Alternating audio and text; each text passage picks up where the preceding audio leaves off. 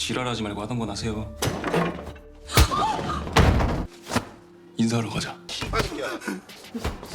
씨발로 와. 자. 않는다.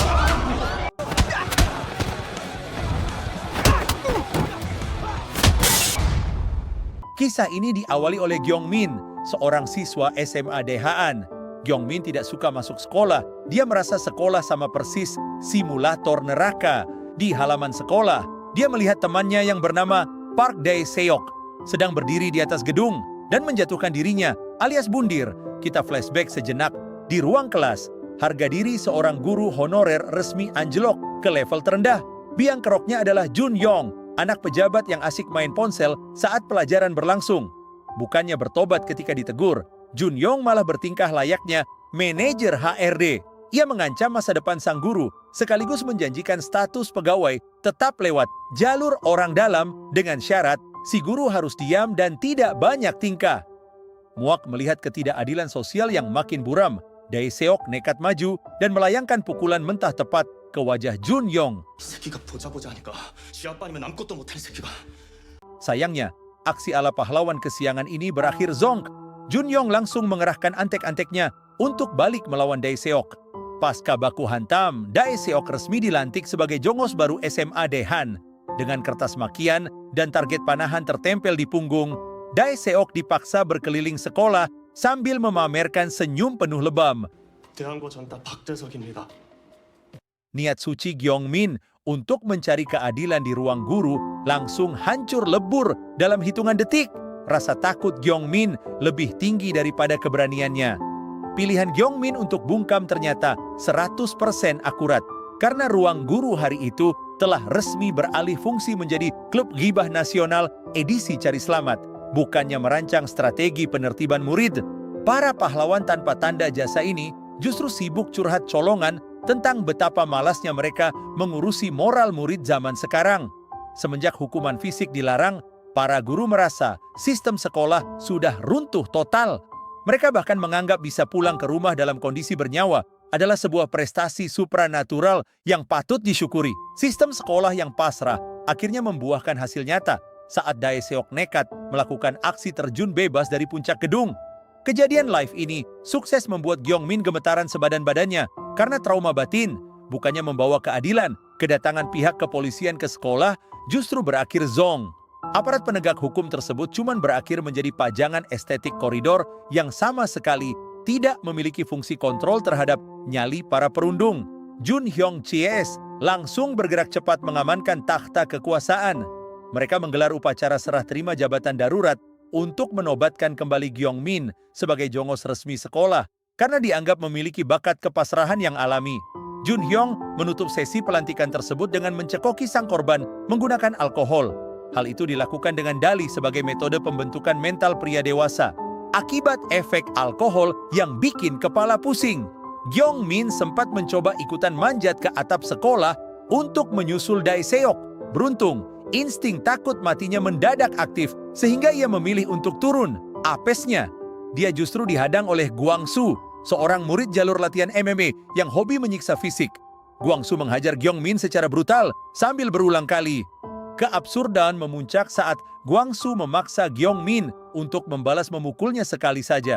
Taktik manipulatif ini sengaja dilakukan agar penganiayaan sepihak tersebut bisa naik status menjadi baku hantam suka sama suka.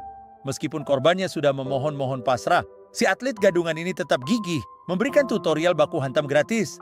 Latihan tinju sepihak Guangsu langsung bubar begitu sebuah tamparan maut mendarat telak di pipinya. 씨발로 와. 자. Pelakunya adalah Na Hwajin, seorang pria tegap yang misterius. Mengira Hwajin cuma guru biasa yang mudah diintimidasi. Guangsu nekat melawan, namun insting bertahan hidupnya langsung error ketika tamparan kedua sukses membuat tubuhnya meluncur di lantai koridor seperti bola bowling. Panik melihat aset berharganya tumbang, Jun Yong langsung memerintahkan temannya untuk merekam video demi memviralkan kekerasan guru. Bukannya takut dilaporkan ke Komnas HAM, Hwajin malah kegirangan mendapat eksposur gratis. Momentum itu langsung ia bajak untuk menjadikan Guangsu yang baru saja siuman sebagai properti syuting konten shorts. Guangsu dipukuli lagi, lalu dipaksa berpose finger heart ke kamera sebagai simbol tobat instan. Kedatangan para guru yang panik langsung disambut pamer kartu identitas oleh Na Hwajin. 대한민국 교권보호국 감독관 나화진입니다. Ia memperkenalkan diri sebagai pengawas dari Biro Perlindungan Hak Guru, sebuah lembaga baru bentukan pemerintah khusus untuk menjinakkan sekolah bobrok yang hobi menutupi kasus kriminal dengan uang suap. Hwajin membagi metode mengajarnya menjadi 2 jalur, ceramah lisan untuk murid yang masih punya logika, dan ceramah fisik untuk murid tebal muka yang baru paham setelah dipukul. Kepala sekolah sempat mencoba membawa-bawa nama orang tua murid yang menjabat sebagai pejabat tinggi.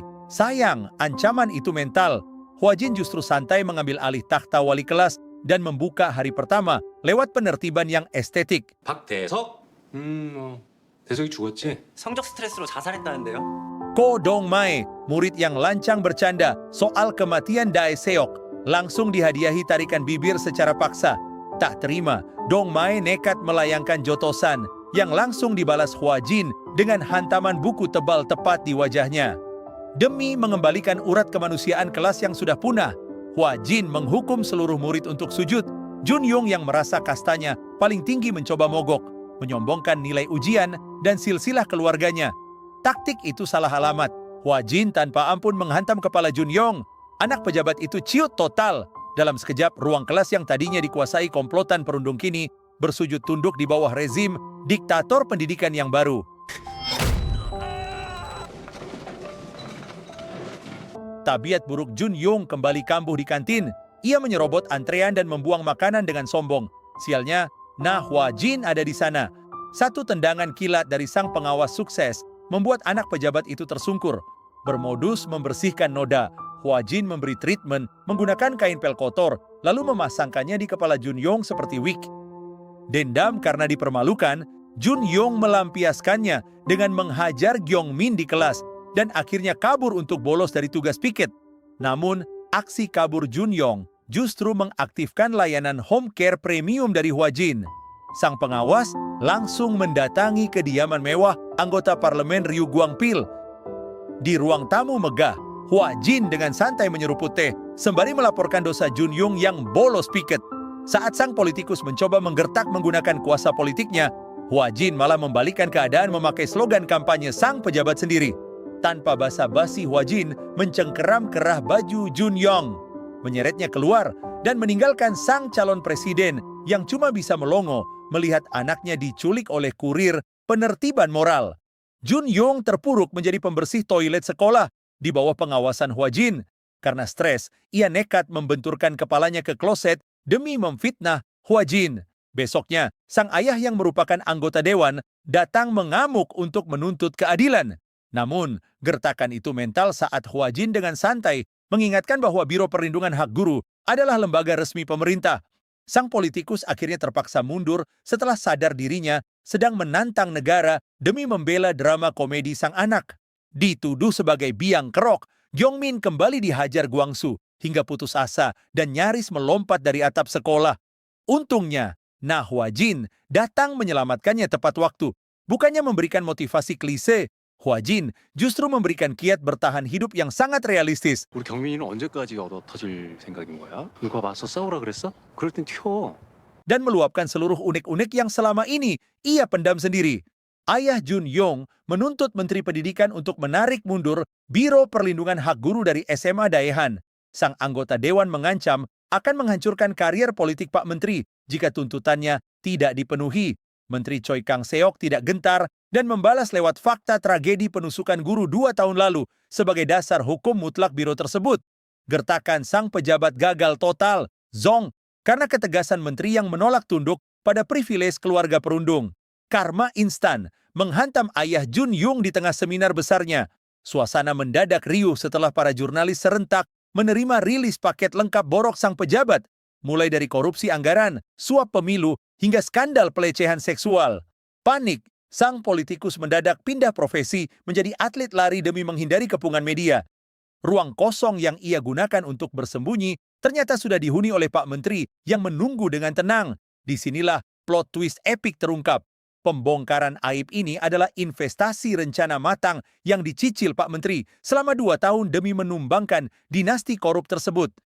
Mengusung filosofi pendidikan yang ekstrem bahwa cara terbaik menjinakkan anak yang rusak adalah dengan menghancurkan bapak pelindung mereka terlebih dahulu. Pak Menteri sukses menutup hari itu dengan manis.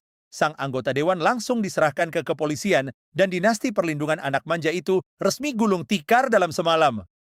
Jatuhnya kekuasaan sang ayah membuat Jun Yong kehilangan tameng politik dan langsung didegradasi menjadi jeonta oleh mantan anak buahnya sendiri.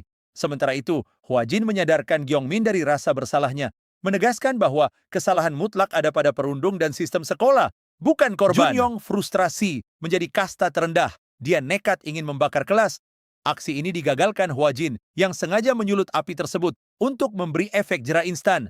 Hingga Jun Yong menangis histeris memohon ampun. 미쳤어? 이름이 뭐? 이러려고 뿌린 거 아니야? Hwa Jin menyegel nasib Jun Yong dengan mengingatkan dosanya yang telah merusak hidup mendiang Dae Seok. Cara terbaik mendidik perundung adalah membuat mereka merasakan neraka yang mereka ciptakan sendiri. SMA Dehan resmi bersih dari perundungan setelah polisi meringkus seluruh komplotan pelaku, disusul pertobatan mendadak sang kepala sekolah. Sebagai hukuman sosial paling telak, 대석이도 죽는 게 무서웠어. 너만큼. rekam jejak keji Jun Yong dipajang permanen di situs Biro Perlindungan Hak Guru, sebuah etalase aib abadi yang mustahil diunduh atau dihapus tanpa pengampunan dari korban. Setelah kedamaian sekolah kembali pulih, Hwa Jin langsung melakukan aksi ghosting. Sang pawang murid menghilang tanpa jejak, siap membawa palu keadilan fisiknya untuk menjinakkan sekolah bobrok berikutnya. Gedung kementerian mendadak diserbu massa yang menuntut pembubaran Biro Perlindungan Hak Guru karena dinilai terlalu rajin baku hantam dengan murid. Di tengah kekacauan, Hwa Jin malah santai kayak lagi nonton bioskop, sementara Pak Menteri sibuk pasang tampang bijak demi menutupi kepanikannya. Begitu keluar gedung, Pak Menteri langsung diwawancarai secara agresif oleh para wartawan yang menuduhnya ingin mengembalikan era kegelapan lewat legalisasi kekerasan. Bukannya ciut ditanya soal HAM, Pak Menteri malah mengaktifkan mode singa dan langsung melakukan roasting massal secara live di TV. Dengan penuh emosi, Pak Menteri mendeklarasikan bahwa sistem pendidikan nasional telah gagal total akibat sekolah formal cuma dianggap sebagai pabrik pemeras nilai demi tiket kuliah, sementara para murid lebih sungkem kepada guru bimbel swasta yang dianggap sebagai orang tua asuh yang asli. 학습권을 방해하는 놈들 방해하지 마. 교권 보호국이 가만히 있지 않을 테니까. SMK Teknologi Tinggi Guun sudah lama menyandang predikat sebagai wilayah hitam yang paling dihindari oleh para guru. Namun, reputasi seram itu tidak menghentikan langkah murid baru berwajah super culun bernama Bong Geun-dae. Benar saja, baru hari pertama ia langsung dihadang di gang oleh komplotan preman sekolah untuk dipalak massal. Menariknya, Geun-dae menanggapi aksi pemerasan tersebut dengan tingkat kepolosan yang berada di luar nalar hukum rimba. Bukannya gemetar ketakutan, ia justru menyerahkan uangnya dengan santai sambil dengan sopan menanyakan apakah transaksi pemalakan pagi itu bisa difasilitasi dengan nota atau kwitansi resmi demi kejelasan administrasi.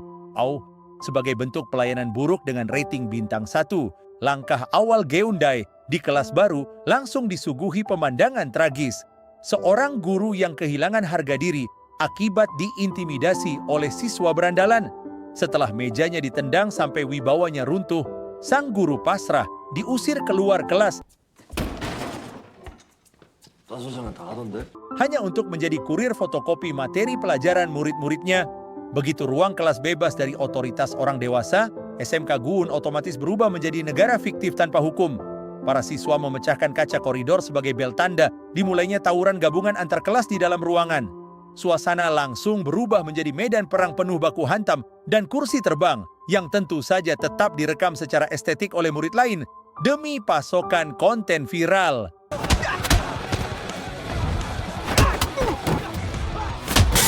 Di tengah badai battle royale tersebut, Geun-dae hanya bisa tiarap gemetar di bawah meja.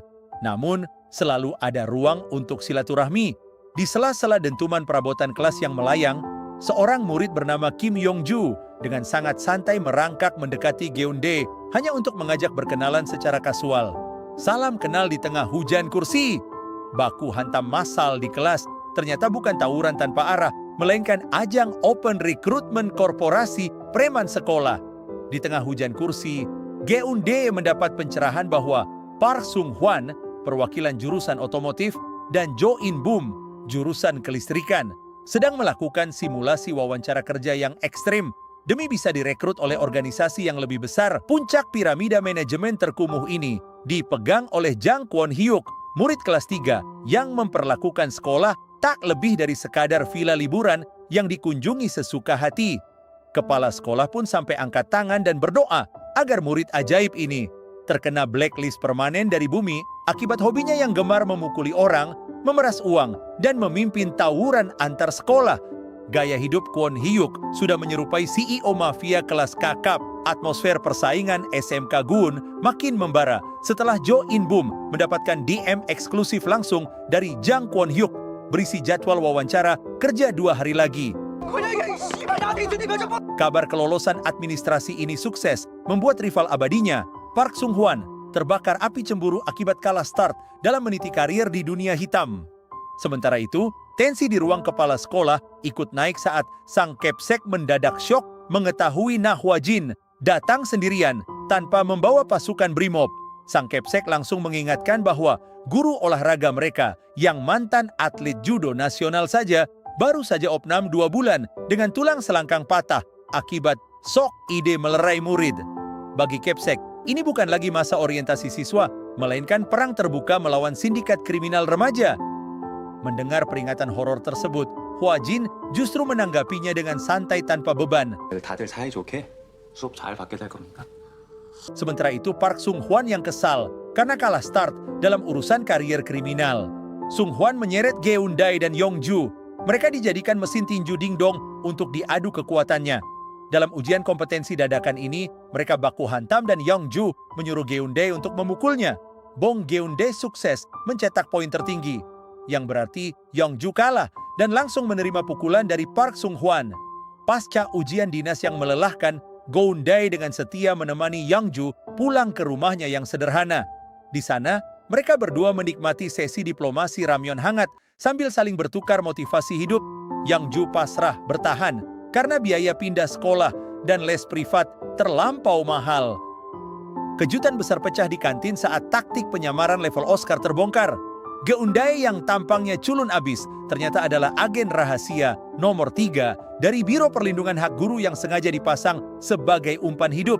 Usai memberikan kode kepakan sayap burung kepada Hwa-jin, Geundae langsung beraksi memancing amarah massa dengan mengatai para preman sekolah sebagai bajingan bodoh tak berotak.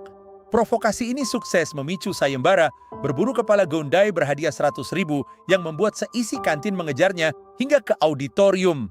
Begitu ratusan murid bodoh itu berkumpul di dalam auditorium, Hwa-jin dengan tenang mengunci pintu utama dari dalam bak adegan film horor. Di hadapan para murid yang sok jago dan menggertak, tak takut dikeluarkan oleh sekolah, Hwa-jin memberikan kuliah singkat yang sangat menohok tentang ekonomi pendidikan. Ia menegaskan bahwa negara sudah rugi bandar mengucurkan dana pajak 6,5 juta won per kepala, bukan untuk mencetak gangster sampah, melainkan manusia beradab. Hwa-jin pun menawarkan 3 opsi mutlak. Yang pertama, bayar ganti rugi biaya sekolah ke negara. Yang kedua, hajar dirinya sampai tumbang, atau duduk manis menerima pelajaran. Mendengar itu para siswa, tanpa pikir panjang, koalisi jurusan otomotif dan kelistrikan kompak memilih opsi kedua dan langsung maju mengeroyok Nah Hwa-jin. Auditorium langsung bertransformasi menjadi area baku hantam. Hwa-jin dengan santainya menumbangkan ratusan murid itu satu persatu, bahkan menghindari serangan besi cair dengan estetik hingga akhirnya menyisakan tumpukan manusia babak belur yang mengerang tak berdaya di lantai.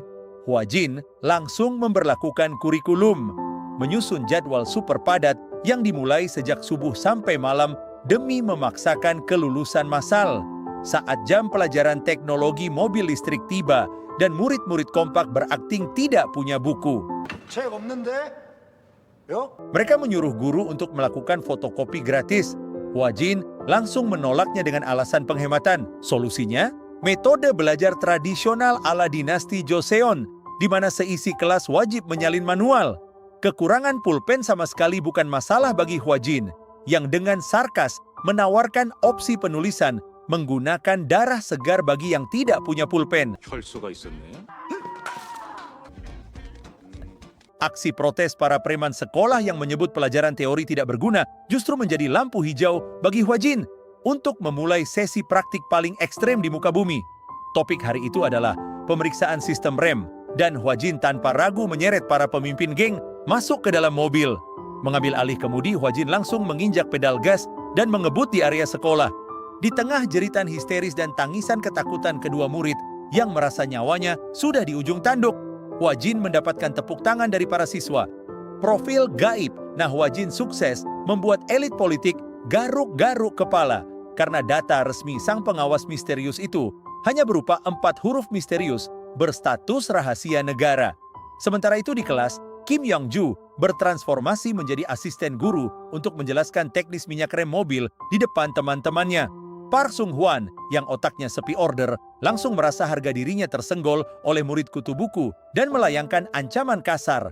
Untungnya, Hwajin datang tepat waktu. Yang Jo membela Park Sung-hwan dan keributan pun mereda. Yang Ju yang ambisius beranggapan kalau waktu semenitnya untuk belajar sangatlah berharga. Park Sung-hwan dan Jo In-bum melakukan pelarian spektakuler dari sekolah dengan membobol teralis jendela. Mereka ingin menghadiri audisi eksklusif di markas geng motor pimpinan sang bos mafia, Jang Kwon-hyuk. Tiba di pub malam yang ramai, kedua jamet ini mencoba pamer reputasi preman mereka di hadapan Kwon-hyuk yang berkuasa. Auditorium yang ramai menjadi arena pertunjukan komedi ketika paman sekolah, nah Hwajin, melangkah masuk dan mencari murid ketiga murid yang bolos. Tapi tak lama kemudian, ketiga siswa itu masuk. Dengan gaya sok coolnya itu, Hwajin malah dengan cuek mengeluh tentang asap rokok kretek yang mengganggu napasnya. Tak lama kemudian bos geng motor Jang Kwon-hyuk datang dengan motor bising dan pamer otot. 어허이, 연초 이거. 어떡하냐 이거. Pertarungan fisik dimulai dan Hwajin membiarkan dirinya terjatuh dengan akting pura-pura pingsan yang meyakinkan, membiarkan Kwon-hyuk berpidato angkuh. Namun drama kemenangan Kwon-hyuk tidak bertahan lama.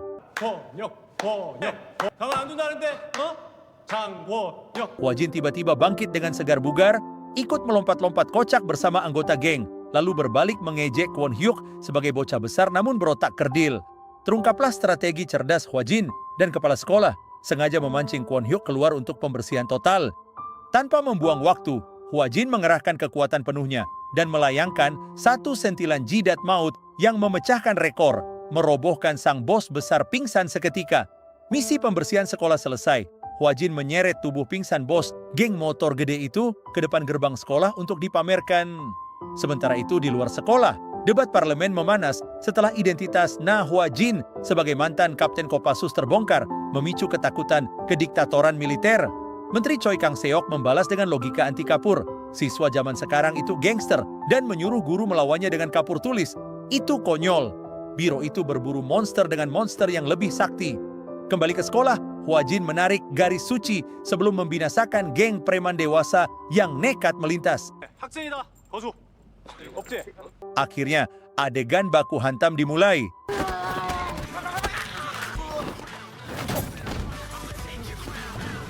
Preman sekolah Sung-hwan dan In-bum langsung ciut, berlutut, dan menangis histeris memohon ampun pada kutu buku Kim Yong-ju. Mereka bersujud di kaki Yong-ju. Yong-ju memaafkan dengan tulus. Nah, Hwajin memberikan pidato perpisahan legendaris di hadapan seluruh murid. 남의 인생은 방해하지 마라. 1분이 남의 1분과 똑같이 생각하지 말라고. Di stasiun TV, Menteri Choi Kang-seok mengumumkan 4 kebijakan hukum nasional yang keras. Larangan keras tato dan operasional motor di seluruh sekolah, beraliansi geng sekolah dan mafia dianggap kejahatan organisasi berat dengan hukum dewasa. Di kantor menteri yang santai, Choi dan Hwajin tertawa menonton ulang pidato keren tersebut. Momen serius buyar ketika agen umpan Bong Geun-dae masuk, membawa laporan keuangan detail menuntut reimbursement operasional pribadi yang terkuras di Palak selama penyamaran. Membuat menteri tertawa geli, menyetujui reimbursement dan menjanjikan hadiah sosis. 소세지 사줄까?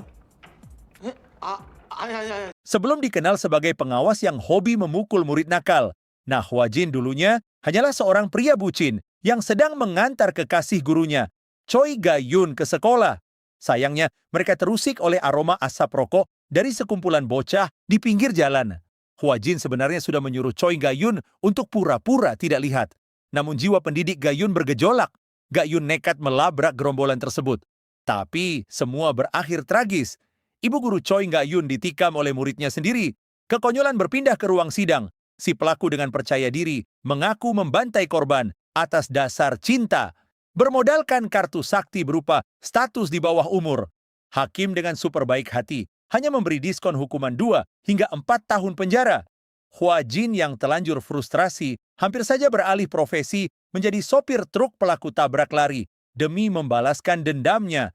Aksi balas dendam jalanan itu berhasil digagalkan oleh ayah Ga-yun yang kebetulan menjabat sebagai Menteri Pendidikan. Pak Menteri memberikan solusi yang jauh lebih elegan sekaligus visioner. Beliau akan mendirikan Biro Perlindungan Hak Guru, sebuah lembaga resmi negara yang sengaja diciptakan khusus sebagai wadah legal bagi Hua Jin untuk menghajar bocah-bocah nakal di bawah perlindungan hukum dan digaji oleh pemerintah. Kembali ke masa kini, Hua Jin dan Bong Gyun-dae sedang asik meminum air di depan Pak Menteri sambil menunjuk target operasi berikutnya. SMA Putri Seoyeon, kasus ini awalnya dikira sudah tutup buku oleh Pak Menteri karena sang guru yang dituduh melakukan pelecehan seksual sudah memilih jalan pintas alias bunuh diri. Namun, Hua Jin meluruskan bahwa ini bukan kasus kriminal biasa, melainkan hasil dari sidang paripurna dunia maya yang tidak butuh bukti, melainkan butuh korban. Geundae menjelaskan bahwa di era sekarang, hukum kalah cepat dengan kuota internet. Begitu seorang influencer memberikan tag pembidik koordinat, netizen yang haus akan keadilan fiktif akan langsung meluncurkan rudal hujatan. Sang guru divonis bersalah secara digital tanpa pernah diberi kesempatan untuk mengetik pembelaan. Dalang utama di balik ini ternyata adalah seorang siswi bernama Han Yeri. Berbekal 600.000 pengikut setia yang siap bergerak tanpa dicuci otak, Yeri memiliki kekuatan setara Tuhan di medsos kecil-kecilan. Hanya butuh waktu 1 hari bagi Yeri untuk merusak reputasi seseorang, membalikan fakta dan mengendalikan narasi demi konten, membuat biro sadar bahwa target mereka kali ini adalah seorang remaja yang mengira jumlah followers adalah jumlah nyawa cadangannya. Di tengah jam pelajaran, ia sibuk melakukan siaran langsung demi menyapa pemujanya.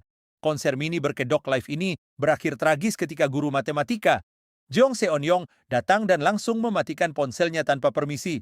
Meski diancam akan dihujat netizen oleh kaki tangan Yeri, guru Jeong tetap santai dan malah menyuruh kelas membuka buku matematika. Tak terima siaran estetiknya dihentikan, Yeri mengaktifkan mode sutradara licik. Ia mengedit video saat guru Jeong membantunya memotong permen karet yang menempel di rambut atas permintaannya sendiri. Dengan keajaiban aplikasi edit video, Yeri menghapus suara asli, memotong bagian penting, dan menambahkan musik latar ala film horor.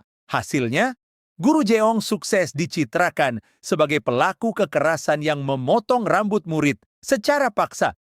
Melihat situasi memanas, sang wali kelas, Guru Go, mencoba jalur diplomasi damai. Beliau menghampiri Yeri dan membujuknya untuk mengembalikan suara asli video tersebut demi meluruskan kesalahpahaman. Guru Go bahkan mencoba menyentuh sisi humanis Yeri dengan mengungkit masa lalunya di SMP yang dikenal baik dan harmonis. Sayangnya, Yeri yang sudah telanjur mabuk tahta medsos hanya merespons dengan senyum sinis dan jawaban masa bodoh.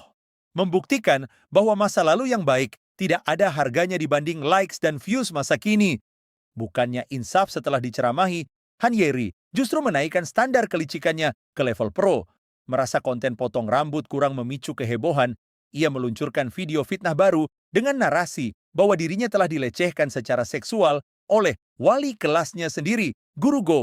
Efek umpan lambung ini sangat instan. Algoritma medsos langsung bekerja dan dalam sekejap mengubah hidup damai Guru Go menjadi simulasi neraka dunia.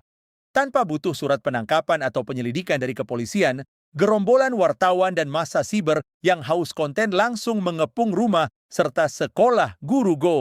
Mereka bertindak sebagai hakim, jaksa, sekaligus algojo jalanan yang menghujani korban dengan tuduhan tanpa bukti. Istri Guru Go menelepon sambil menangis histeris karena rumah mereka dikepung oleh orang asing tidak dikenal.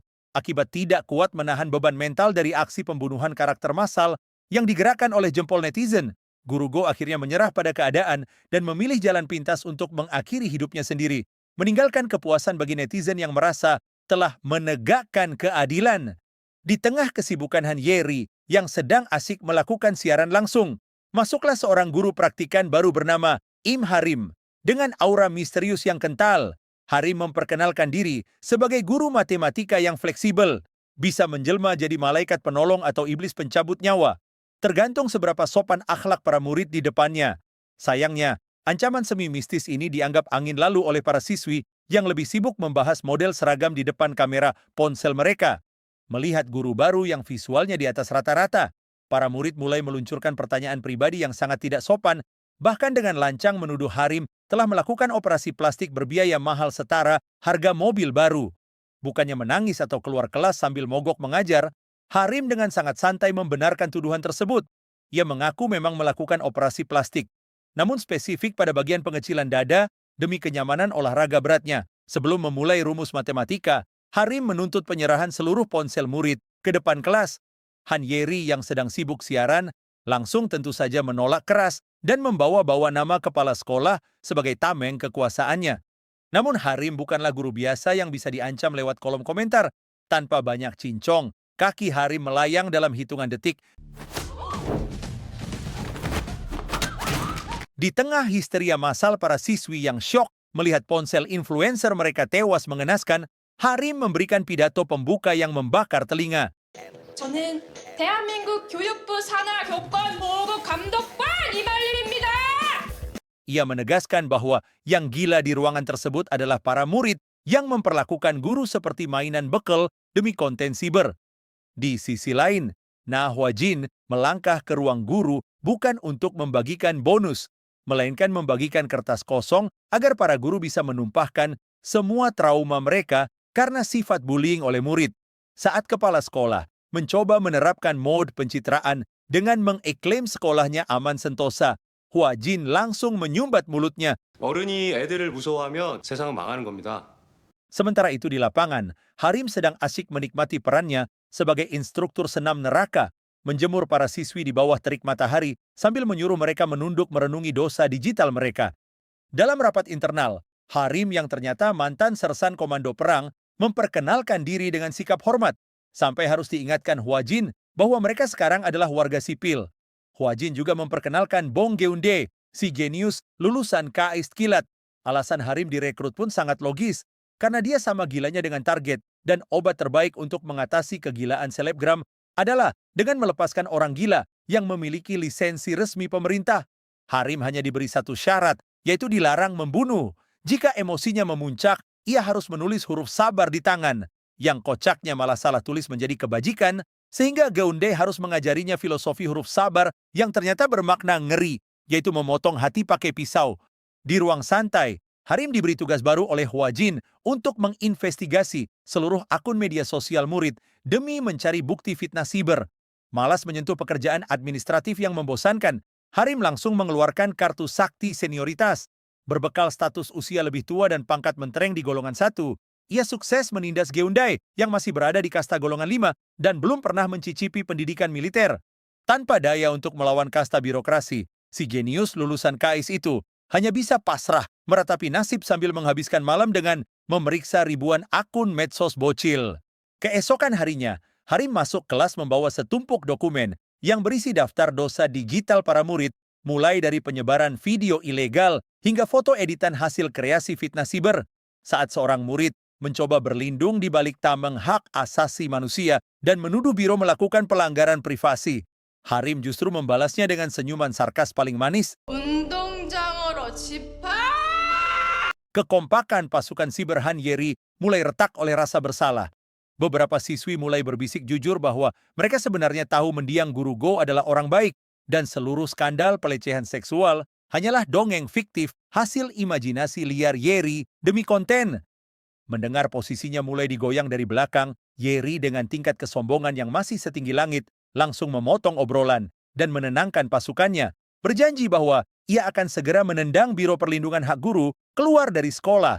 Lelah menghadapi tekanan batin di sekolah, Guru Jeong sempat goyah dan berniat resign. Di saat yang sama, Han Yeri mendadak mengubah strateginya dengan mengaktifkan mode murid teladan yang rajin berkonsultasi matematika dan mendadak membuat seisi kelas menjadi tertib. Meskipun pengawas Harim sudah memperingatkan bahwa ini adalah taktik tipu, Guru Jeong tetap luluh. Kelicikan Yeri mencapai puncaknya saat ia nekat menguntit sang guru sampai ke rumah demi mengajak live streaming, kolaborasi sebuah jebakan berkedok silaturahmi yang tujuan aslinya adalah memanfaatkan Guru Jeong untuk mendepak biro dari sekolah mereka. Melihat sang guru hampir termakan umpan, Nah Hwa Jin langsung mengajaknya mengobrol di halaman sekolah dan membagikan kisah masa lalunya yang kelam tentang sang tunangan yang tewas akibat ulah murid. Hwa Jin kemudian menjatuhkan bom fakta bahwa kedatangan biro bukan karena kebetulan, melainkan berkat surat petisi rahasia dari seorang murid jujur bernama Park Sujin. Surat itu membongkar bahwa mayoritas murid sebenarnya rindu belajar normal dengan Guru Jeong, namun terpaksa bungkam karena takut pada teror siber Yeri. Mengetahui fakta bahwa dirinya masih didukung oleh kaum silent majority, jiwa pendidik Guru Jeong langsung menyala kembali dan membatalkan niatnya untuk kabur ke tempat les. Keesokan harinya, Han Yeri kembali menagih janji live streaming dengan tingkat kepercayaan diri yang melampaui batas. Bukannya menuruti, Guru Jeong yang jiwanya sudah menyala langsung membalikan situasi dengan menyuruh Yeri maju ke papan tulis untuk mengerjakan soal matematika. Saat Yeri mencoba mengeluarkan kartu sakti berupa undang-undang kekerasan anak sebagai ancaman, Guru Jeong tidak lagi gentar. Beliau langsung menyeret sang selebgram dan menghadiahi telapak tangannya dengan hukuman fisik tradisional yang sangat tegas. 그러면 수업 안 끝낼 거야. 아 싫다고! 버릇해. 잡혀. Sambil mengeksekusi hukuman, Guru Jeong mendeklarasikan perang terbuka terhadap kelakuan minus para murid demi masa depan mereka sendiri. Sebuah aksi heroik yang sukses membuat seisi kelas terpukau sekaligus mendapat sorakan kagum dari pengawas Harim.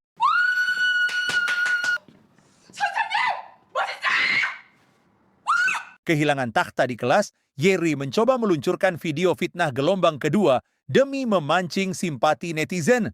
Sayangnya, kali ini ia harus berhadapan dengan kecepatan jari Bong Geun-dae yang langsung meretas seluruh akun media sosial Yeri untuk menyebarkan video asli tanpa editan.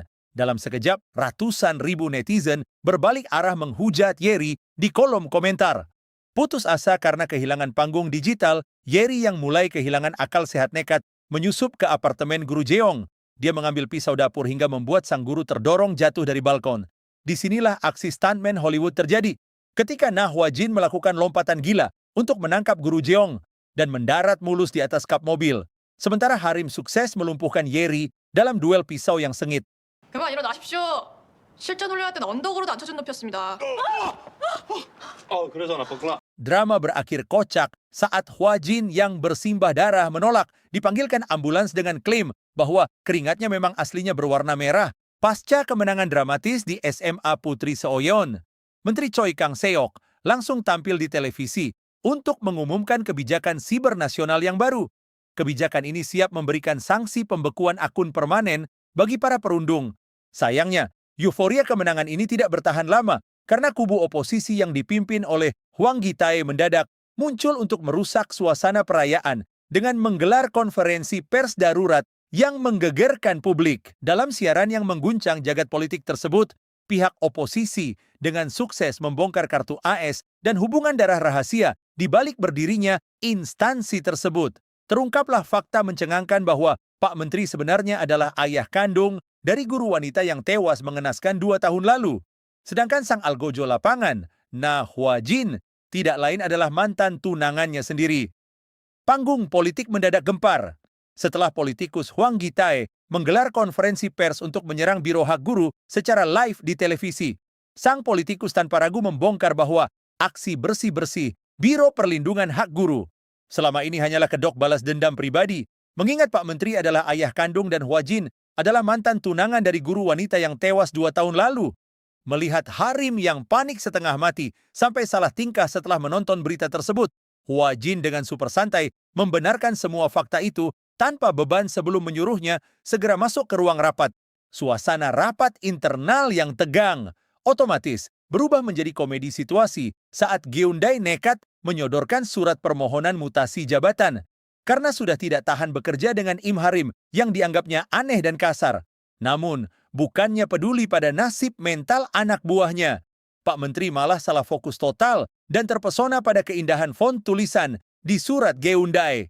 Pak Menteri menolak permohonan mutasi Geundae karena alasannya dinilai terlalu lemah mirip rengekan bocah. Ketika semua anggota Biro Perlindungan Hak Guru berkumpul, Geundae langsung memutar video laporan darurat dari SMA Bahasa Asing Chungmyong. Video tersebut memperlihatkan aksi brutal seorang murid bernama Park Hyun-woo yang memukul gurunya sendiri di depan kelas. Melihat situasi yang sudah darurat, trio pengawas biro langsung tancap gas menuju lokasi kejadian. Lucunya, begitu sampai di gerbang sekolah elite yang super bising tersebut, Hwa Jin malah memilih memisahkan diri dan menyuruh dua rekannya berjalan duluan karena ia mendadak ada urusan rahasia yang harus diselesaikan. Saat melangkah masuk koridor, Harim dan Geundae langsung disuguhi deretan plakat penghargaan milik Pak Guru Chun Sang-yeol. Geundae menjelaskan kalau guru ini adalah dewa penyelamat yang sukses mendongkrak kasta sekolah. Berkat kemampuannya meloloskan murid ke kampus bergengsi, predikatnya sebagai guru sejati, berhati mulia membuat Harim makin bingung memikirkan alasan kenapa ada murid yang tega menjadikan guru sebaik itu sebagai samsak tinju di kelas. Sementara itu, Hwa Jin muncul dan langsung berubah mode menjadi fanboy garis keras di depan Pak Guru Chun.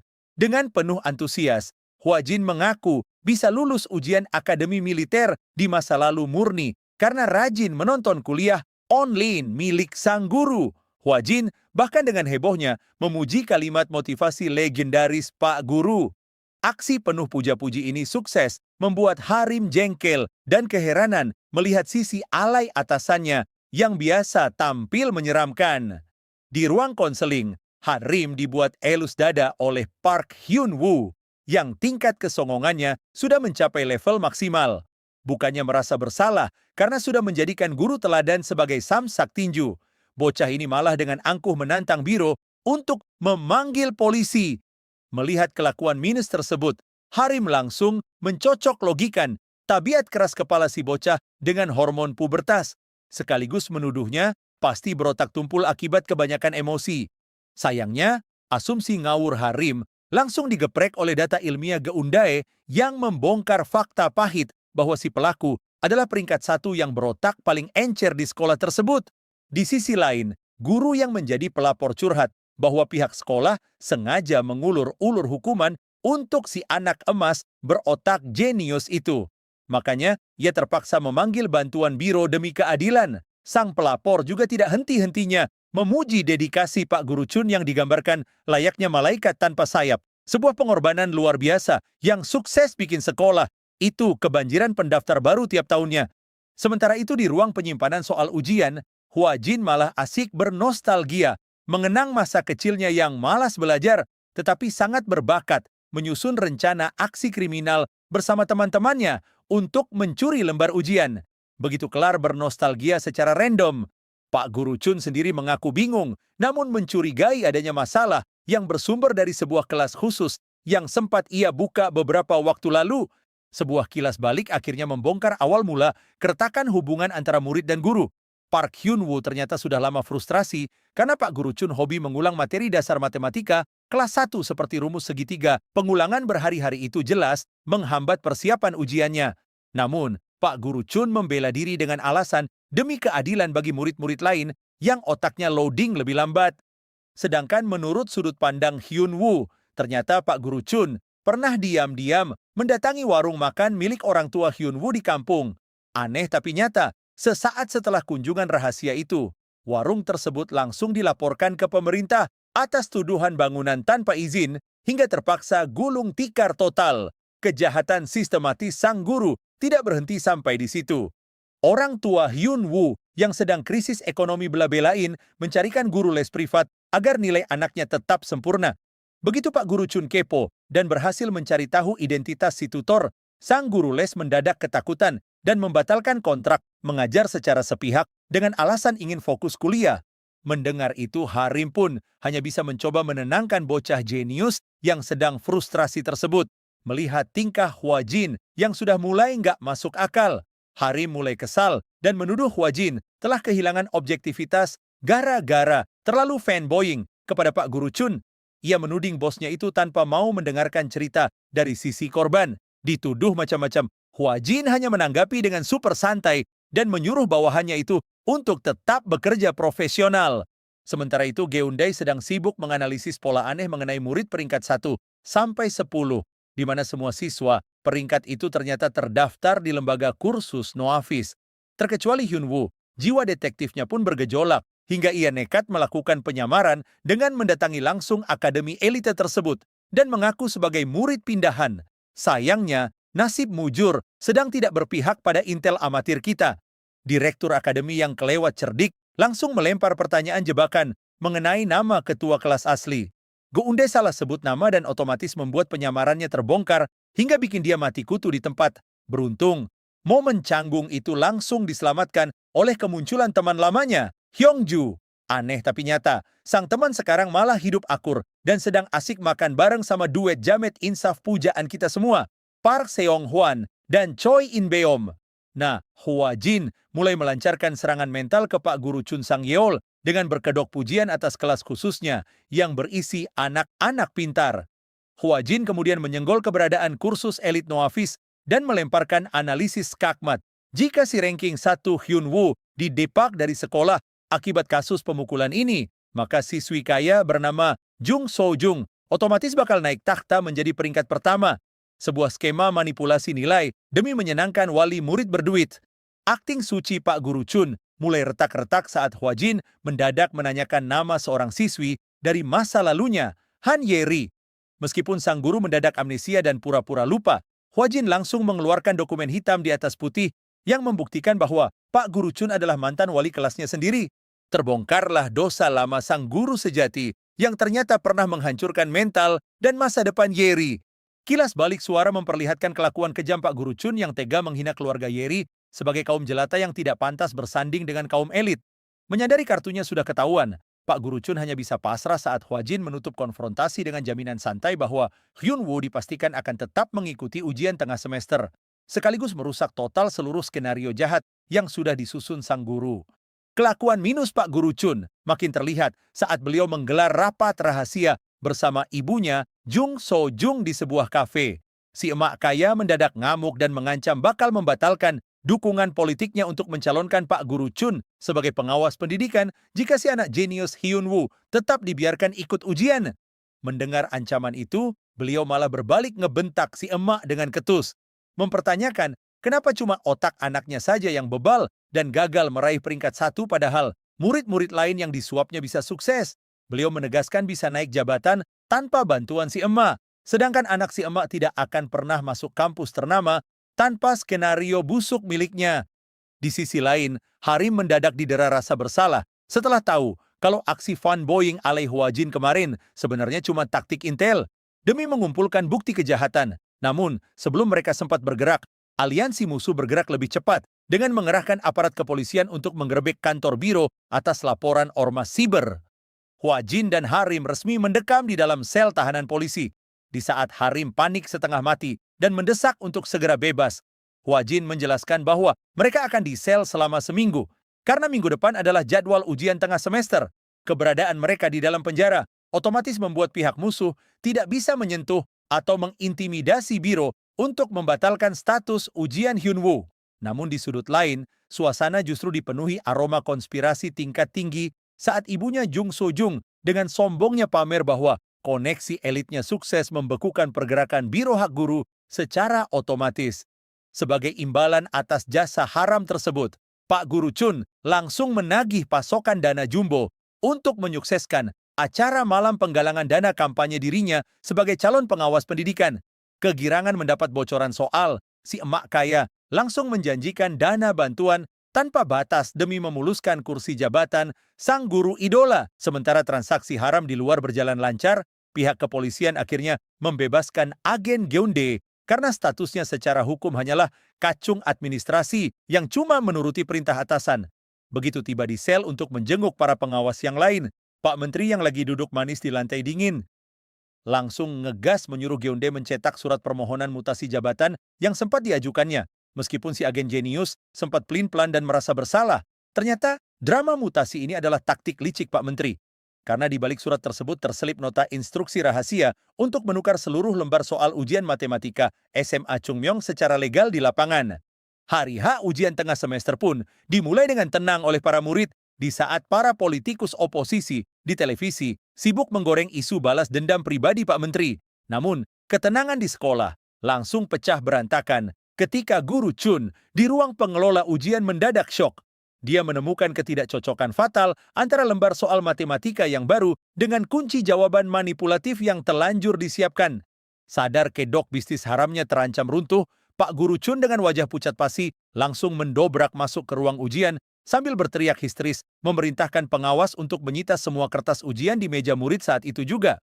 Untungnya, aksi sang guru langsung dihadang secara fisik oleh Hua Jin yang mendadak muncul di lokasi kejadian dan menenangkan para murid untuk tetap fokus mengisi jawaban.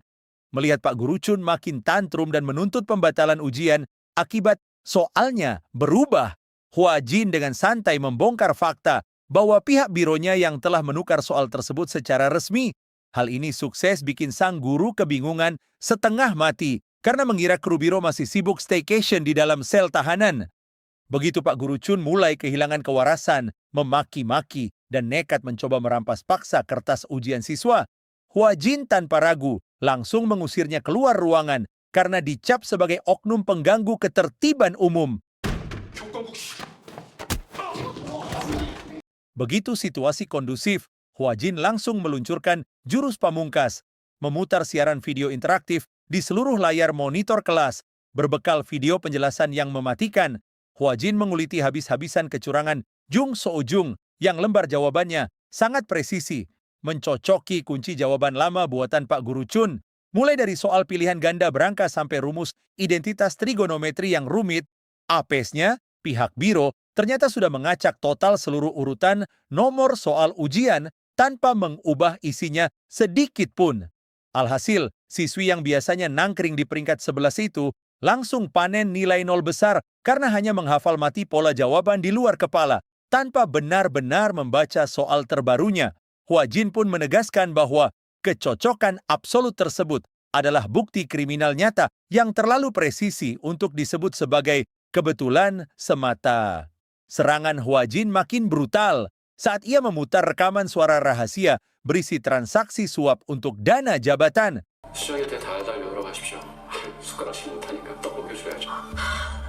Antara Pak Guru Chun dan si emak kaya yang otomatis memicu festival gosip massal di kalangan murid sekolahan.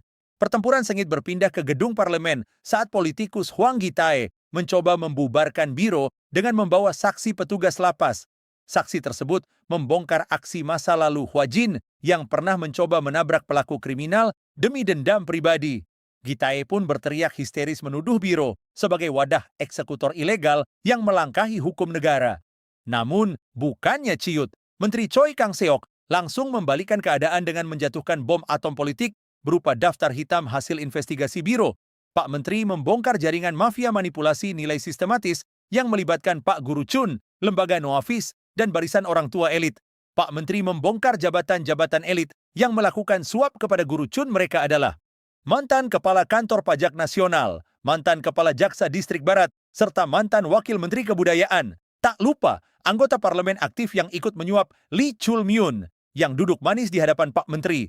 Ketika anggota parlemen Lee Chul-myun protes dan menuduh hal itu sebagai fitnah, Pak Menteri langsung mengamuk dan mengancam akan memajang wajah anak-anak koruptor tersebut sebesar pintu di seluruh stasiun TV nasional. Beliau menegaskan bahwa biro selalu berdiri di pihak korban demi memberikan keadilan yang mandul di tangan kaum elit mendengar pidato skakmat itu. Para orang tua kaya yang panik dan berniat kabur ke luar negeri langsung auto gigit jari karena paspor mereka telanjur dicekal oleh negara.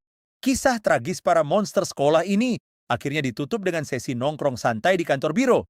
Semua bertanya dari mana daftar nama tersebut. Misteri besar terbongkar.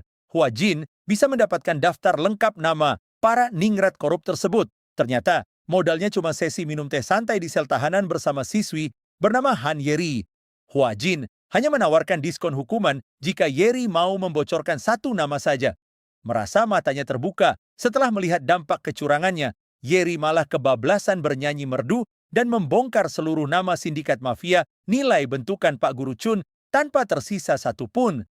Penderitaan batin membuat seorang guru SD bernama Choi Ji-sun berada di titik terpuruk akibat teror psikologis yang tiada henti. Beruntung, Im Harim bergerak taktis dengan menggelar tes psikologi massal berkedok formalitas nasional. Begitu hasil tes guru Ji-sun terdeteksi merah menyala. Diperkuat dengan bukti buku harian penuh trauma yang diserahkan oleh ibunya ke biro, langsung mengeksekusi kebijakan cuti paksa demi menyelamatkan nyawa sang guru. Meski Ji-sun sempat cemas memikirkan nasib anak didiknya, Harim menenangkannya dengan jaminan bahwa guru pengganti yang dikirim adalah sesosok monster yang jauh lebih mengerikan. Sosok monster pengganti itu ternyata adalah Nahwajin. Namun, bukannya berhasil mengintimidasi, agen elit mantan pasukan khusus ini justru langsung kena mental berjamaah di hari pertama mengajar anak-anak kelas 1. Ruang kelas mendadak berubah menjadi wahana anarki total yang tidak ramah bagi kewarasan orang dewasa. Hwajin mendadak harus menghadapi rentetan ujian hidup baru dari para zombie cilik, diancam oleh murid yang kebelet pipis dan berniat melakukan aksi buang air langsung di lantai kelas jika tidak segera diantar ke toilet, dipaksa melayani sifat manja siswi yang menuntutnya melipat katak kertas di tengah jam makan siang. Demi menjinakkan muridnya, Hwajin terpaksa menurunkan gengsinya dan meladeni obrolan random tentang paha katak goreng sambil meratapi betapa brutalnya dunia pendidikan dasar. Pemandangan kacau ini menjadi sangat kontras jika dibandingkan dengan kilas balik masa lalu Ji-sun yang mengawali karir mengajarnya dengan senyuman cerah, penuh harapan, serta niat tulus untuk mendidik anak-anak. Sumber utama depresi guru Ji-sun ternyata berakar dari ibunda murid bernama Kim Woo-jin, berawal dari modus sok akrab menanyakan alamat di aplikasi pesan. Emak-emak ini sukses bertransformasi menjadi diktator kurikulum pribadi demi menjaga harga diri sang anak. Ia mengirimkan daftar tuntutan tertulis yang tingkat keajaibannya melampaui logika. Haram menyuruh Woo-jin maju ke papan tulis matematika agar mentalnya tidak jatuh. Guru wajib memihak Woo-jin tanpa syarat saat terjadi baku hantam antar murid. Instruksi guru wajib disampaikan dengan nada memohon atau mengemis, bukan memerintah. Kegilaan emak-emak spesialis harga diri ini pun merembet ke ranah siber dengan memata-matai akun Instagram pribadi guru Ji-sun. Si emak dengan rajin memprotes foto liburan kasual sang guru dengan tuduhan telah menghamburkan gaji yang berasal dari pajak rakyat. Puncak komedi hitam ini terjadi saat si emak melayangkan protes resmi yang melarang guru Ji-sun memakai bra bertali saat bepergian, karena cemas tali pakaian dalam tersebut bisa terlihat oleh murid laki-laki dan merusak kesadaran seksual mereka sejak dini. Ketika guru Ji-sun mencoba membela hak privasinya ke pihak sekolah, respons kepala sekolah yang memiliki mental selembut kerupuk ini malah menyuruh Ji-sun mengalah dengan mengubah ID atau menghapus media sosialnya secara total. Sang kepala sekolah dengan pasrah memberikan solusi supervisioner, menyarankan Ji-sun untuk bermain Instagram nanti saja kalau sudah resmi memasuki masa pensiun. Niat mulia guru Choi Ji-sun membuat area bermain bebas bernama Rumah Hati untuk Woo-jin malah berujung zonk total. Awalnya semua baik-baik saja, anak-anak bermain dengan gembira, tanpa aba-aba Woo-jin mendorong temannya, Seo-jun, sampai terkapar dan mengalami cedera mata. Coba bertindak sebagai penengah yang estetik, guru Ji-sun mengundang kedua orang tua murid untuk mediasi sambil disuguhi teh hangat biar adem. Ibu Seo-jun sebenarnya sudah legawa dan maklum kalau anak cowok memang suka pecicilan. Tapi suasana langsung berubah menjadi ring sirkus saat ibunya Woo-jin mengaktifkan mode reog. Dengan logika out of the box, si emak menolak anaknya disuruh minta maaf dan mengeluarkan pembelaan ajaib. 우진이가 잘못했으니까 사과는 해야죠. 우리 애한테 들으니 서준이가 먼저 우리 우진을 미쳤다던데요. Mata Seo-jun kan cuma hampir buta, tapi hati anak saya jauh lebih terluka sampai nangis sesenggukan di rumah. Mediasi pun resmi bubar jalan dan berubah menjadi ajang saling tantang bawa kasus ke Komite Kekerasan Sekolah. Bukannya sadar diri, ibunya Woo-jin malah menuduh guru Ji-sun sebagai dalang keributan karena tidak mematuhi perjanjian suci untuk selalu membela anaknya. Demi bisa komplain tanpa kenal waktu, si emak menuntut nomor HP pribadi sang guru. Alasannya, karena aplikasi resmi sekolah punya sopan santun untuk tidak bisa dihubungi di luar jam kerja. Setelah berhasil mendapatkan nomor tersebut, mulailah invasi siber tingkat dewa. Ponsel guru Ji-sun dihujani panggilan siang dan malam. merusak kedamaian waktu istirahat. Di telepon, si emak terus-menerus mengulang kalimat intimidasi psikologis yang sama persis. Teror ini diluncurkan justru saat sang guru lagi pusing lembur menyiapkan materi pelajaran di rumah. Hasil akhirnya, mental guru Jisun resmi retak dan mengalami stres berat akibat dihantam layanan spam call premium dari wali murid kurang kerjaan ini. Karma instan akhirnya datang. Komite sekolah mengetuk palu dan menyatakan Wu Jin bersalah. Hukumannya cuma disuruh nulis laporan tertulis, tapi reaksi ibunya anggap saja seperti divonis hukuman seumur hidup. Si emak langsung ngamuk, menuduh guru Jisun dendam pribadi dan menuntut sang guru angkat kaki dari peradaban. Tak mau kalah hype, bapaknya Wu Jin ikut turun tangan dengan metode preman pasar, mendobrak kelas, masuk ke kelas yang lagi aktif belajar sambil teriak-teriak kasar dan menyeret Wu Jin keluar tanpa peduli mental anaknya. Sekaligus sukses bikin murid-murid kelas 1 lainnya menangis histeris berjamaah karena ketakutan.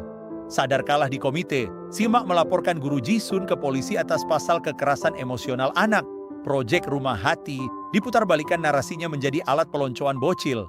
Hebatnya, si emak dengan sombongnya pamer kekebalan hukum.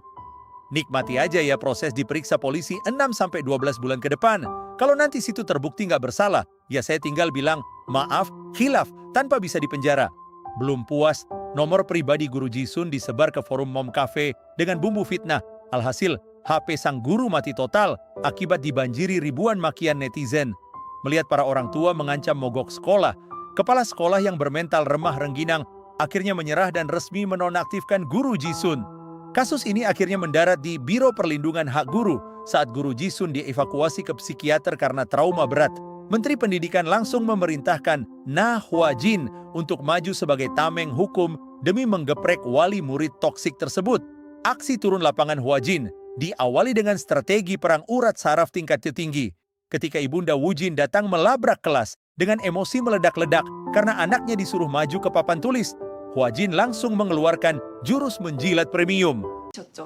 근데 저 정말 깜짝 놀랐습니다. 아니 우진이 어쩜 그렇게 똑똑해요? 그 선행 학습이 너무 잘 돼 있는 것 같아요. Dengan wajah ramah palsu, ia memuji Wu Jin sebagai anak jenius yang mewarisi kecerdasan dari ibunya yang tampak sangat pintar. Terbuai oleh pujian setinggi langit tersebut, si emak langsung merasa satu frekuensi dengan wali kelas baru ini dan mulai asik menjelek-jelekan guru Jisun tanpa sadar bahwa ia sedang melangkah masuk ke dalam jebakan Batman.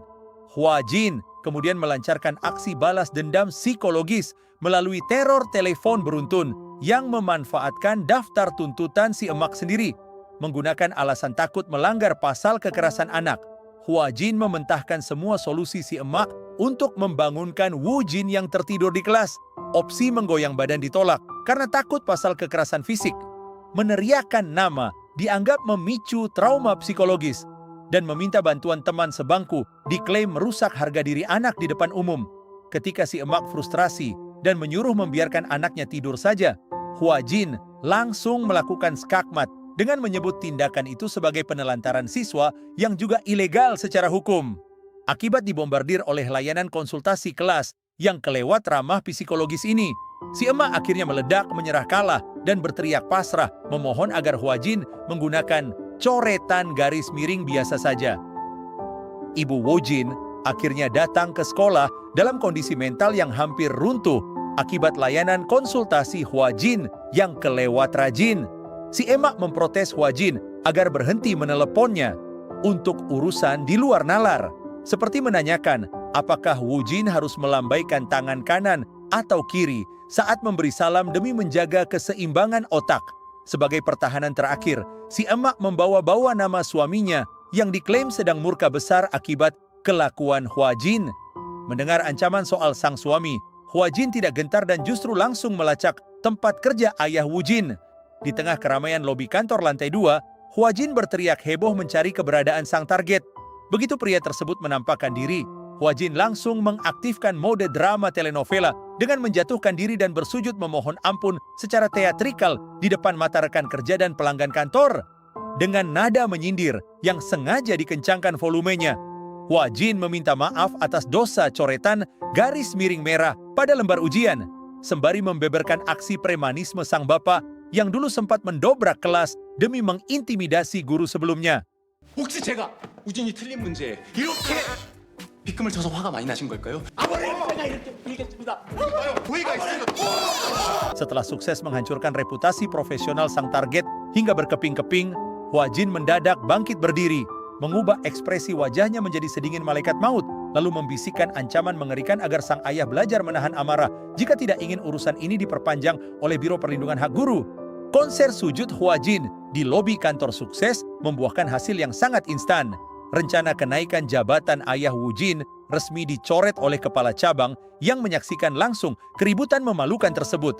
Hasilnya, sang suami langsung menelepon istrinya dengan amarah meluap, mencaci maki si emak karena tidak becus mengurus satu guru remeh hingga menghancurkan masa depan finansial keluarga.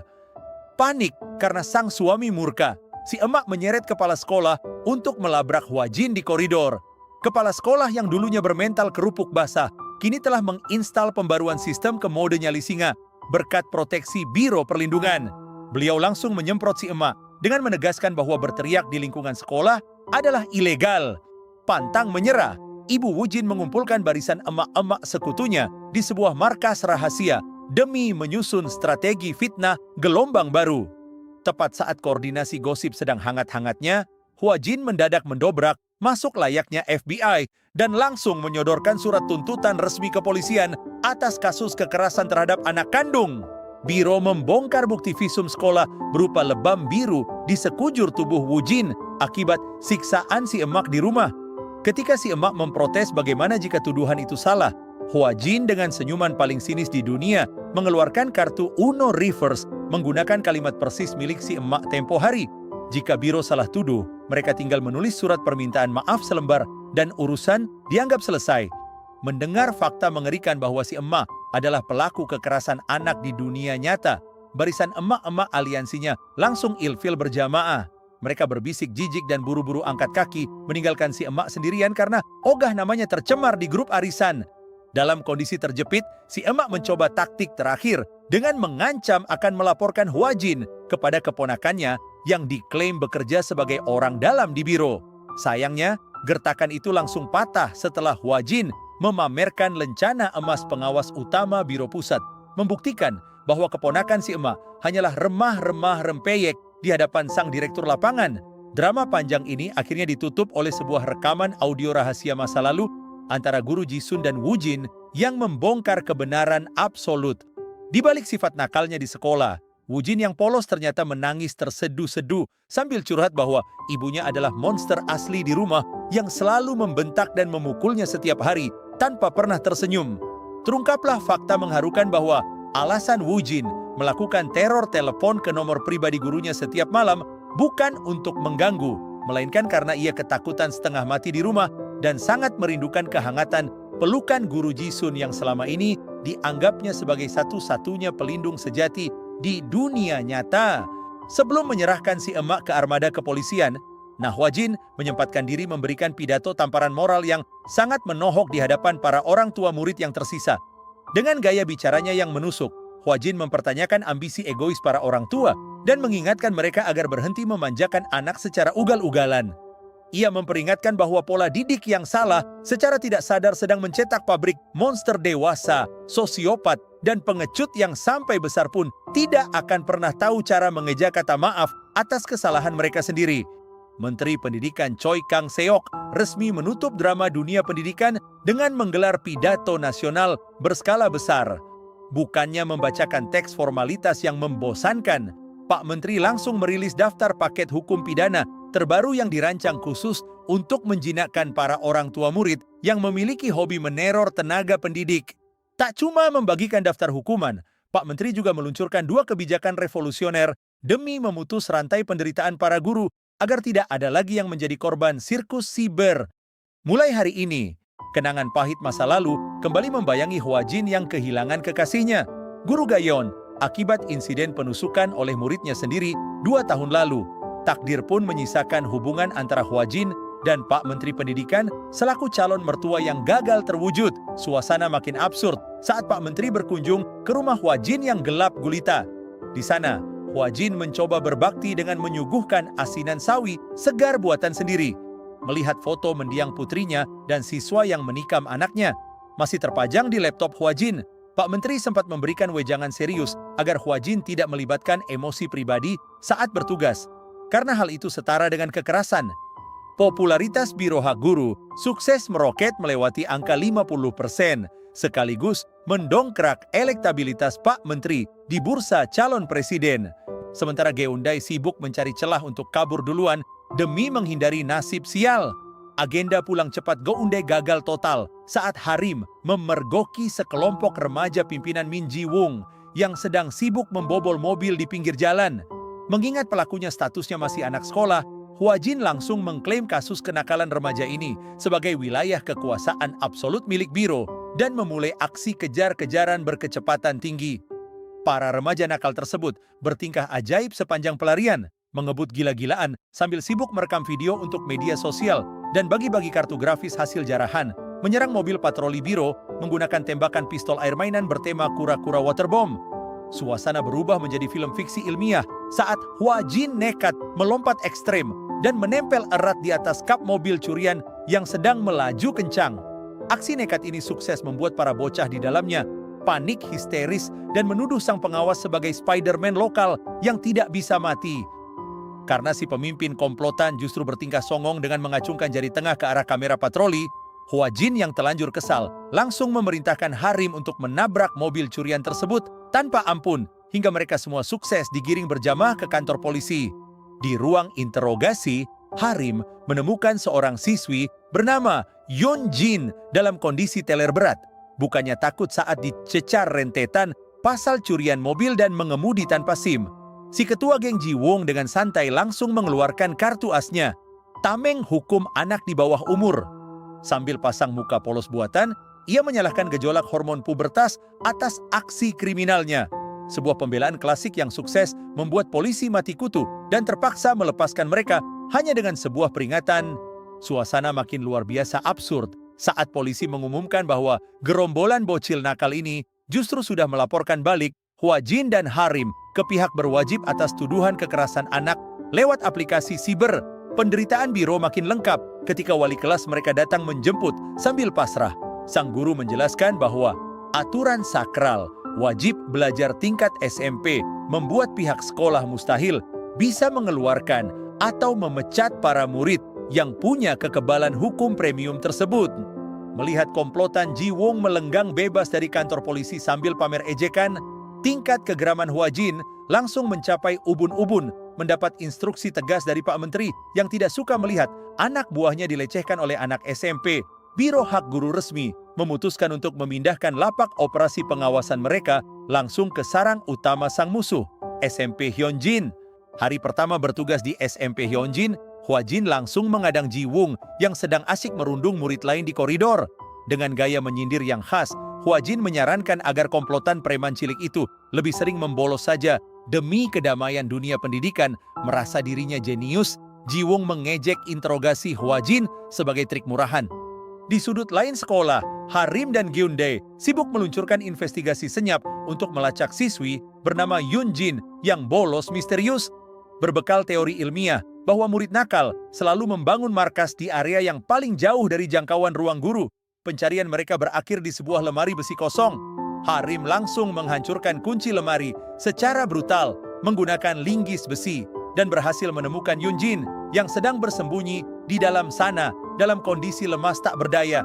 Harim menyita sebuah botol obat mencurigakan dari dalam tas Yoon Jin. Ketika si siswi mencoba ngeles dengan mengeklaim barang tersebut hanyalah suplemen nutrisi biasa, Harim langsung mengeluarkan jurus sok polosnya. Sang pengawas berpura-pura ingin meminta satu butir obat tersebut dengan alasan butuh pemulihan stamina akibat keseringan lembur bagai kuda di kantor biro. Candaan maut Harim ini sukses memicu kepanikan instan Yoon Jin yang langsung melarang keras obat itu dikonsumsi orang lain, yang secara otomatis membongkar fakta bahwa isi botol tersebut adalah barang berbahaya. Kilas balik membongkar bisnis haram Ji-woong yang memanfaatkan obsesi diet siswi bernama Yoon Jin yang kepengin punya body secakep Jennie Blackpink. Ji-woong pun datang bak pahlawan kesiangan menawarkan obat diet ajaib yang diklaim biasa dikonsumsi para selebriti demi menyusutkan berat badan dari 57 kg menjadi 37 kg secara instan. Begitu Yunjin terjerat, Ji Wong langsung mengaktifkan jiwa pengusaha serakahnya lewat strategi bisnis yang bikin geleng-geleng kepala. Dikasih obat gratis di awal biar korban ketagihan akut. Nah, begitu korban kepepet, harga obat langsung dinaikkan sepihak menjadi 30.000 hingga 50.000 won per butir. Terakhir, saat uang tabungan korban habis dan fisiknya lemas mirip zombie, Ji Wong menolak opsi berhenti dan malah memaksa korban menjadi kurir delivery narkoba ke pelanggan luar demi mendapatkan pasokan obat gratis. Kembali ke masa sekarang, petualangan kriminal para bocil ini resmi berakhir. Berbekal bukti otentik obat diet yang ternyata merupakan narkoba jenis psikotropika terlarang, pihak kepolisian langsung bergerak cepat melakukan penggerebekan massal di area sekolah. Ji Wong dan seluruh komplotannya sukses digelandang masuk ke dalam mobil tahanan dengan tangan terborgol. Melihat runtuhnya dinasti mafia cilik yang biasanya sok keras bermodal tameng hukum undang-undang anak di bawah umur tersebut, mereka diseret keluar dari pintu sekolah dan langsung dihadiahi paket wisata ke satu-satunya lembaga pemasyarakatan anak yang ada di Republik Korea. Di luar gerbang lapas, Menteri Choi Kang-seok dengan gagah berani menegaskan kepada kepala penjara bahwa ia siap dihujat publik atas isu pelanggaran HAM, karena baginya harus tetap ada orang dewasa yang punya nyali untuk menghukum bocah-bocah nakal yang gemar berlindung di balik celah hukum negara. Kehidupan mewah para preman cilik langsung ambyar total begitu menapakkan kaki di dalam lapas. Proses penyambutan dimulai secara ekstrim lewat pemeriksaan tubuh super ketat oleh petugas. Para bocil ini dipaksa melucuti seluruh aksesori flexing mereka, mengangkat kaki hingga melakukan gerakan jongkok berdiri tanpa celana dalam demi memastikan tidak ada barang selundupan yang disembunyikan di tempat terlarang. Hwajin juga menegaskan bahwa mereka akan hidup sengsara persis napi dewasa tanpa ada perlakuan istimewa. Saat Ji Wong mencoba kembali sok keras dan mengancam akan mengadukan perlakuan biro ke pihak luar, Harim langsung memberikan promo jalan pintas yang menggiurkan. Keempat bocah itu dijanjikan bebas melenggang keluar lapas secara gratis dengan satu syarat, harus menang bertarung melawan Harim. Tergiur tiket pulang instan, keempat preman tanggung itu kompak maju untuk mengeroyok Harim sekaligus. Sial bagi mereka, ruang tahanan justru berubah menjadi arena pembantaian sepihak. Harim memberikan petua hukum bahwa meredam kekerasan narapidana menggunakan tindakan fisik adalah hal yang legal dan sah di mata negara. Biar tidak bosan di dalam sel, Biro sudah menyiapkan paket jadwal harian yang sangat produktif untuk mengikis sisa-sisa bakat kriminal mereka. Hari-hari mereka di sel akan dibuat menderita oleh Nah Hwajin. Puncak ketakutan Ji Wong akhirnya berada di level maksimal saat berjalan di koridor lapas. Nyalinya langsung ciut drastis begitu melihat barisan narapidana lain yang mengenakan papan nama berwarna merah, sebuah kode alam yang menandakan bahwa sel tersebut dihuni oleh para sepuh kriminal alias pelaku kasus pembunuhan berdarah dingin. Sanksi sosial dari Biro berlanjut ke kantin lapas lewat strategi kuliner yang mematikan dari Hwajin. Dengan kedok mendukung pertumbuhan anak di bawah umur, Hwajin sengaja menimbun seluruh stok sosis Wina renteng premium ke atas piring Ji Wong. Aksi monopoli lauk ini sukses membuat para narapidana senior kelaparan dan terpaksa makan hanya dengan menu kimchi serta sup hambar. Alhasil, Ji Wong sukses menyandang status sebagai target musuh bersama di dalam sel. Saat dihukum mencuci piring berminyak, Ji Wong yang frustrasi malah nekat mencari gara-gara dengan memukuli narapidana pendiam bernama Kim So-kyung sambil sesumbar tentang kekayaan orang tuanya. Melihat aksi cari mati tersebut, Hwajin langsung menjatuhkan peringatan darurat dan membongkar identitas asli So-kyung. Ternyata cowok pendiam itu adalah pelaku pembunuhan berdarah dingin di berita yang dulu nekat membantai habis seluruh komplotan perundungnya tanpa sisa. Mencoba bermain licik demi menyingkirkan saingan, Ji Wong memfitnah So-kyung menyembunyikan sendok makan di kantongnya untuk dijadikan senjata tajam. Tapi pemeriksaan sipir membuktikan kantong So-kyung kosong melompong. Begitu petugas berbalik arah, petaka sesungguhnya langsung dimulai. So-kyung langsung mengunci pergerakan Ji Wong dari belakang dengan tatapan mata kosong yang mengerikan. Mengingat dirinya sudah divonis hukuman tertinggi di lapas, So-kyung tanpa beban berjanji akan mengajak Ji Wong bermain game petak umpet maut sepanjang hari karena melenyapkan satu nyawa sampah lagi tidak akan mengubah nasib hukumannya. Mendengar ancaman horor dari sang sesepuh kriminal, mental Ji Wong yang biasanya sok keras langsung runtuh total. Seluruh wibawa preman ciliknya menguap begitu saja bersamaan dengan celananya yang mendadak basah kuyup karena ngompol di tempat akibat ketakutan setengah mati. Barisan orang tua murid menggelar aksi demonstrasi besar-besaran di luar gedung lapas sambil membawa atribut poster. Mereka menuduh Biro telah melakukan pelanggaran HAM berat karena menjebloskan anak di bawah umur ke penjara tanpa izin. Bahkan ada salah satu bapak-bapak elit yang mengancam akan mengerahkan seluruh kekuatan politik di Majelis Nasional untuk mencopot jabatan Menteri Choi Kang-seok. Menghadapi ancaman tersebut, Pak Menteri dengan sangat tenang justru menyuruh para orang tua masuk ke ruang sidang karena hari itu adalah kesempatan terakhir bagi mereka untuk melihat wajah anak-anak mereka. Pertemuan antara orang tua dan anak-anak di dalam ruangan langsung dipenuhi jerit tangis histeris. Ibu Ji Wong mengamuk, tidak terima melihat penampilan anaknya yang mendadak kusam, harus melakukan pekerjaan kasar cuci piring, dan dikurung satu ruangan bersama pembunuh berdarah dingin. Si emak pun masih sempat-sempatnya membawa tameng hukum perlindungan anak. Drama keluarga tersebut langsung dipotong secara kejam oleh Hua Jin yang melempar sebotol obat sitaan ke atas meja. Meskipun Ji Wong mencoba berbohong bahwa benda itu hanyalah vitamin diet biasa, Hua Jin langsung menjatuhkan bom fakta berupa hasil uji forensik laboratorium yang membuktikan bahwa obat tersebut adalah narkoba golongan psikotropika berbahaya jenis phentermine. Aib para bocil nakal ini makin terbuka setelah Hua Jin memamerkan data transaksi digital yang membuktikan bahwa komplotan cilik ini telah meraup keuntungan haram melebihi angka 5 juta won. Dari hasil merusak masa depan teman-teman mereka sendiri, melihat bukti otentik yang tidak bisa dibantah, para orang tua langsung mengubah taktik bisnis mereka, menawarkan uang damai atau kompensasi materi kepada para korban dan berharap anak-anak mereka diberikan surat permohonan keringanan petisi hukum demi bisa bebas. Mendengar solusi instan berbasis uang damai tersebut, batas kesabaran Menteri Choi Kang-seok resmi pecah berantakan. Beliau meledak dalam amukan kemarahan yang luar biasa di depan muka para orang tua elit tersebut. Pak Menteri menegaskan bahwa tugas dasar orang tua adalah mengajarkan anak untuk tidak merugikan orang lain. Karena orang tua dan sekolah telah gagal total, maka biro yang akan maju untuk memberikan pelajaran esensi keadilan yang sesungguhnya.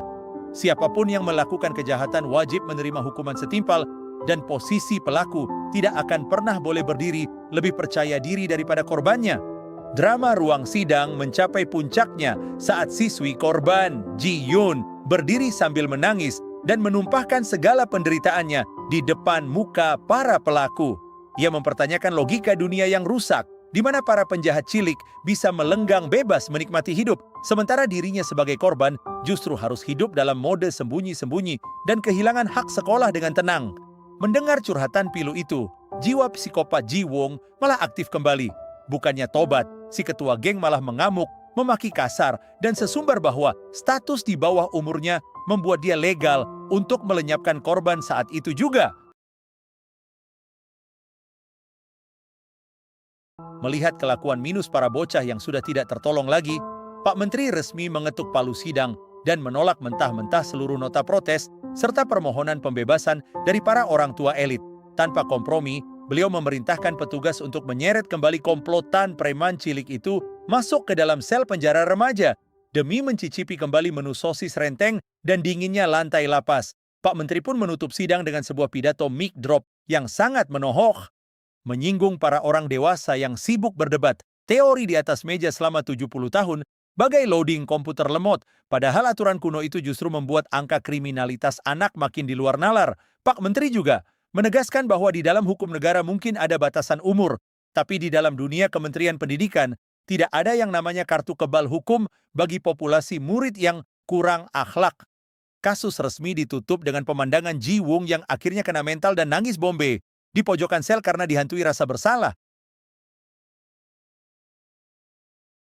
Sementara itu, di luar koridor, Hua Jin justru asik berterima kasih kepada Kim So-kyung. Terbongkarlah plot twist bahwa si sesepuh kriminal itu sebenarnya sengaja direkrut oleh biro untuk bekerja paruh waktu sebagai agen terapi kejut psikologis, khusus menatar para preman magang agar langsung insaf jalur kilat. Namun, ketenangan lapas langsung pecah berantakan di detik-detik terakhir akibat munculnya drama baru di koridor tahanan. Saat Ji Wong sedang asik jalan-jalan sore, seorang napi remaja baru titipan ormas geng BS Gang Donggu. Mendadak muncul. Tanpa aba-aba, si anak baru langsung menghunuskan senjata tajam dan berniat menusuk tubuh Ji Wong, tepat sebelum si ketua geng cilik berubah fungsi menjadi daging tusuk.